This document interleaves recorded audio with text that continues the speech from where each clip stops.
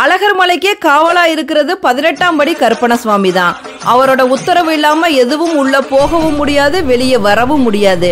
அநியாயம் செய்யறவங்களை கருப்பர் தண்டிக்காம விடமாட்டாரு.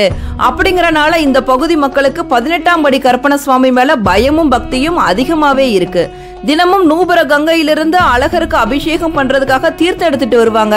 அதை 18ஆம் படி கருப்பணசுவாமியோட சந்நிதியில வச்சு இந்த தீர்த்தம் தூய்மையாக கொண்டு வரப்பட்டது அப்படின்னு பிரமாணம் பண்ணிட்டு தான் கோவிலுக்குள்ளேயே எடுத்துட்டு போவாங்க.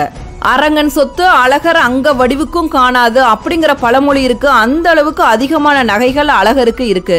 மதுரை சித்திர திருவிழாக்காக அழகர் வெளியே போறப்ப என்னென்ன நகைகளை அணிந்து கொண்டு போறாரு அப்படிங்கிற பட்டியலை 18ஆம் படி கருப்பணசுவாமி முன்னாடி வாசிச்சுட்டு தான் போவாங்க. அதே மாதிரி திரும்ப வரப்ப எல்லா நகைகளும் சரியாக இருக்கிறதா அப்படிங்கிறதையும் கருப்பணசுவாமி கிட்ட உறுதி செஞ்சுட்டு தான் கோவிலுக்குள்ளேயே போவாங்க. அழகர் கோவில் சொத்துக்கள் எல்லாத்துக்குமே 18ஆம் படி கருப்பணசுவாமி தான் காவல்.